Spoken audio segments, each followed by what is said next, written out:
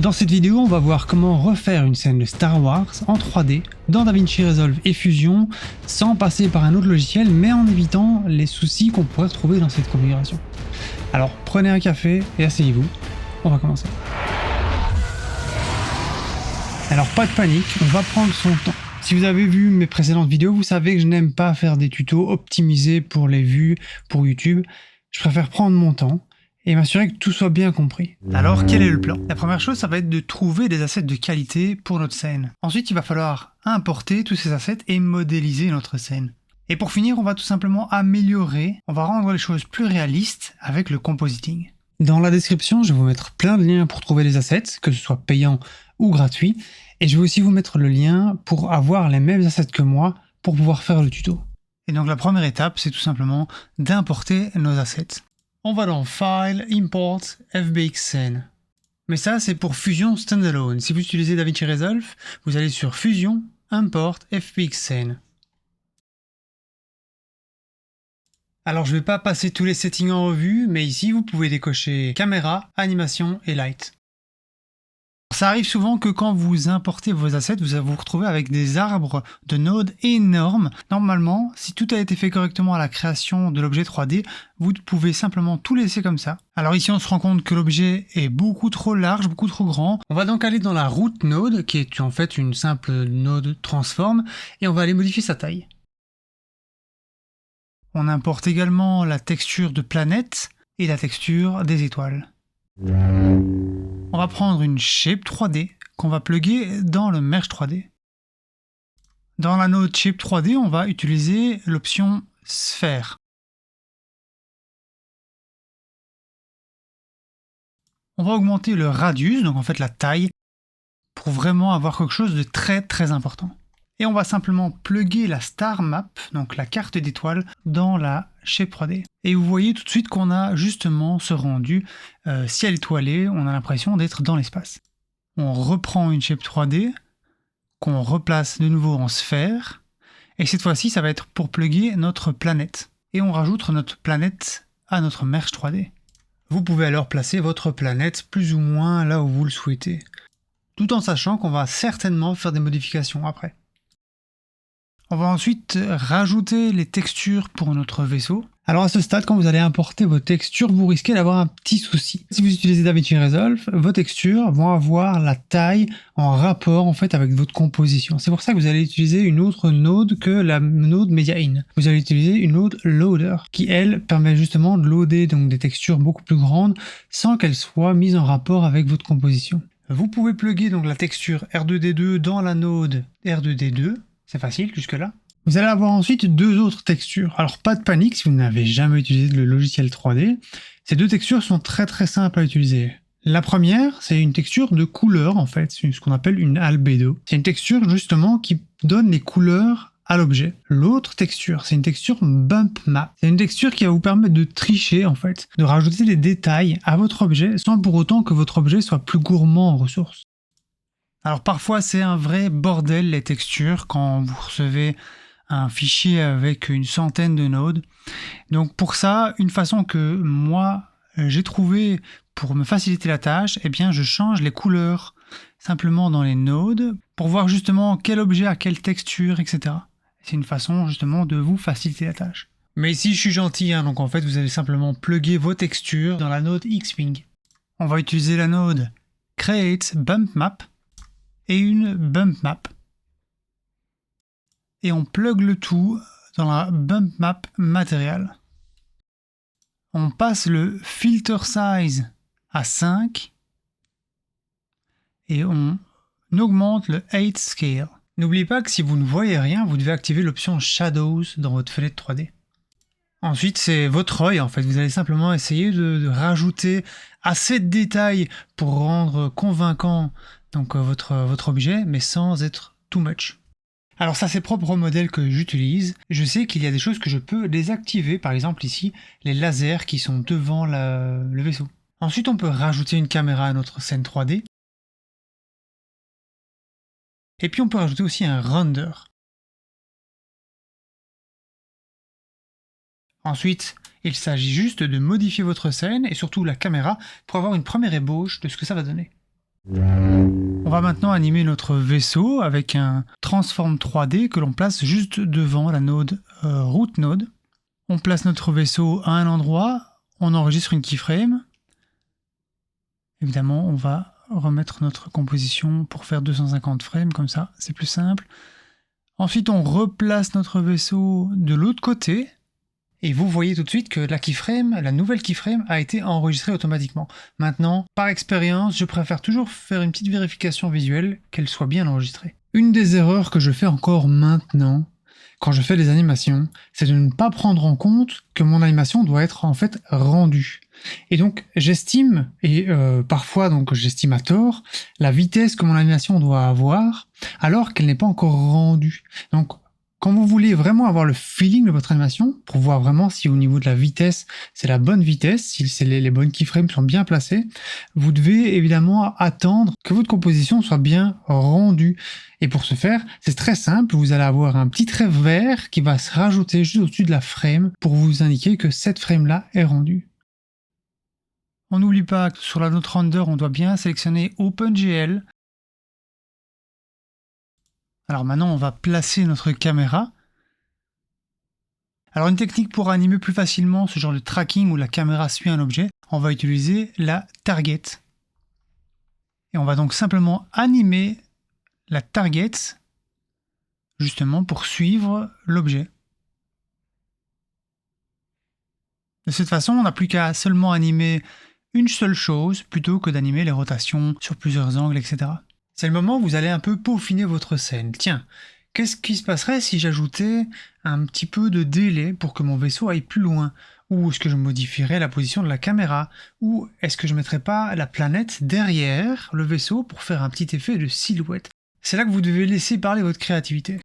Si on regarde attentivement sur le côté, sur les bords de la planète, on voit que ça manque de définition. Donc on va rajouter des subdivisions. Maintenant qu'on a une petite ébauche de notre scène, on va rajouter des lampes. Donc pour ça, on rajoute une point light. Mais j'ai pas simplement envie de la placer moi-même. En fait, je sais déjà où elle doit être, vu que ça va être notre planète qui va servir de lampe. Je peux simplement la sélectionner et la plugger à la shape 3D de la planète. De cette façon, elle prend simplement la même place. On va juste pas oublier dans les options de notre shape 3D, sous la partie lighting, on va juste décocher Affected by Light, ce qui permet simplement que la lampe ne soit pas dans le chemin de la planète et la planète pas dans le chemin de la lampe. Enfin, vous m'avez compris quoi. Ensuite, on va changer dans les contrôles du render, on va Enable Lighting and Shadows. Et on va rajouter une Ambient Light, puisque vous le savez, le moteur 3D de Resolve ne fonctionne pas avec les rebonds et les indirect lighting, comme on les appelle. Donc ici, il va falloir truquer ça avec une ambient light. Après, pour la gestion des paramètres au niveau des lights, c'est vraiment vous et votre préférence. Vous devez un petit peu savoir ce que vous cherchez.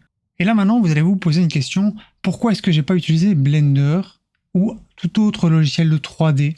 Et pourquoi est-ce que je vous conseille d'utiliser Resolve, ou pourquoi est-ce que je ne vous conseille pas d'utiliser Resolve? Personnellement, 99% du temps, je vais utiliser Blender, parce que je connais Blender, c'est très facile pour moi de créer une scène. Cette scène-ci, je pourrais la créer en quelques minutes, mais je sais que certains d'entre vous n'ont pas envie d'apprendre un nouveau logiciel, et je sais que Resolve a les capacités de faire certaines scènes très, très rapides comme ça, ou que ce soit des scènes de brouillon, hein, si jamais vous faites un court-métrage ou quoi, et que vous cherchez à faire des scènes de brouillon ou des prévises, vous pouvez faire ça dans Resolve. Mais dès que je dois faire quelque chose d'un peu plus robuste, d'un peu plus professionnel, je vais utiliser Blender. Maintenant que tous les objets sont placés dans notre scène, qu'on a un premier feeling, eh ben, c'est juste une question de peaufiner notre animation, peaufiner le placement des objets, peaufiner le placement de la caméra, le tracking. En fait, là maintenant, c'est vraiment votre sensibilité, votre créativité qui entre en jeu.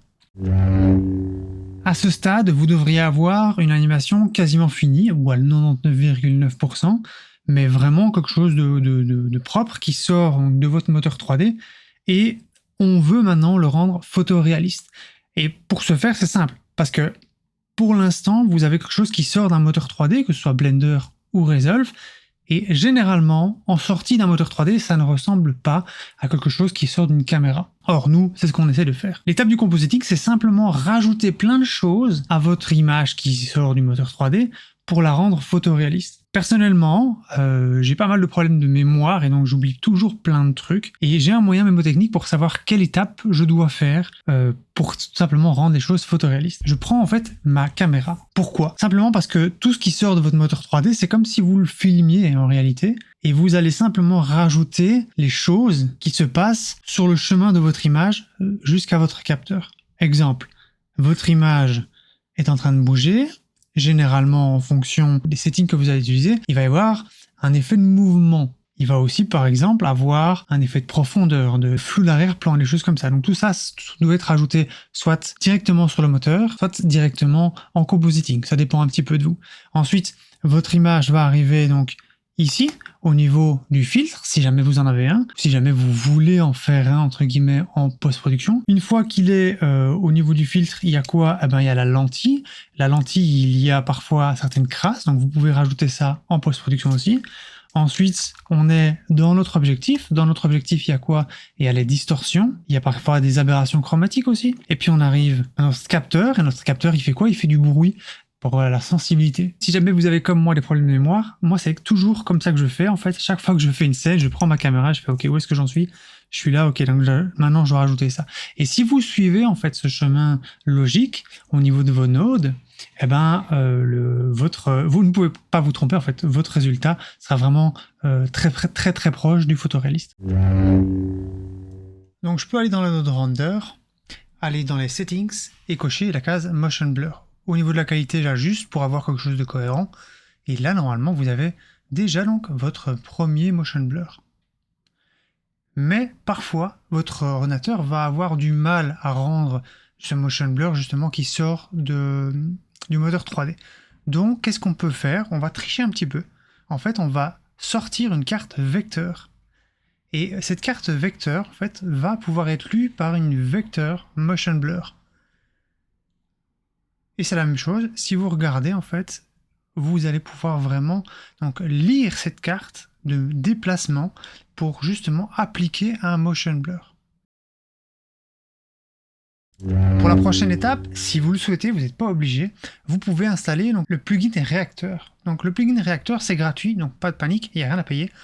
Vous simplement donc suivez les instructions. Ici rapidement je vous explique, vous allez télécharger donc un fichier Reactor Installer, vous allez simplement le glisser-déposer dans votre Fusion, et puis vous allez cliquer sur Install and Launch. Et puis dans votre barre des menus au-dessus, vous allez avoir donc Reactor, et c'est là que vous allez pouvoir utiliser. Pour la prochaine étape, moi je vais utiliser donc certains glows différents, ça dépend un petit peu de votre envie.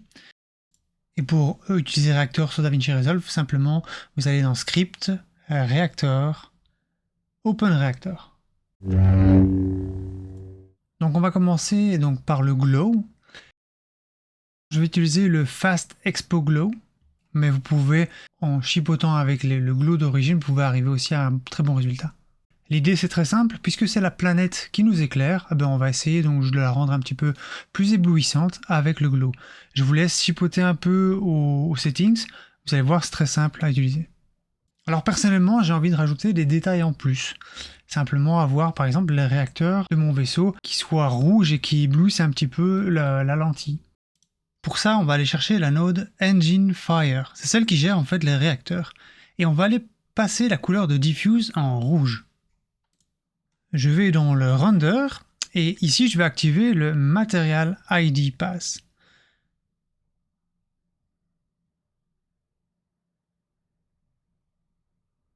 Je vais ensuite choisir ici, donc je sais que le Material ID c'est 38, donc je peux simplement rajouter donc une bitmap pour sortir une carte. Et dans cette carte, je vais lui dire, attention, je veux seulement le matériel 38. Et j'utilise cette carte donc dans une nouvelle node Fast Expo Glow que je vais simplement donc blender avec l'autre en sélectionnant Glow Only. Donc je vois que le résultat n'est pas encore comme je le souhaite, j'aimerais bien que ce soit un peu plus dynamique, donc je vais aller dans la node Engine Fire et je vais mettre le Red à 2. Et puis comme pour tantôt, il va falloir modifier certains settings pour avoir vraiment l'effet recherché. Donc voilà, là je commence à avoir un résultat qui me plaît. Évidemment, le Fast Expo Glow prend un peu plus de ressources, mais vous pouvez y arriver, hein, comme je vous l'ai dit, avec le Glow de base ou le Soft Glow de base. Donc il n'y a aucun problème avec ça. À ce stade-ci, vous allez devoir choisir comment vous voulez continuer. Soit vous continuez tout simplement en enchaînant les nodes après l'arbre que vous venez de faire. Soit vous allez faire comme moi ici, je vais simplement rendre ma composition avec un Saver Node et puis réimporter celle-ci dans une autre composition pour continuer le compositing. Alors personnellement, j'ai envie d'utiliser une deuxième itération du glow, mais cette fois-ci, on va changer de glow utilisé.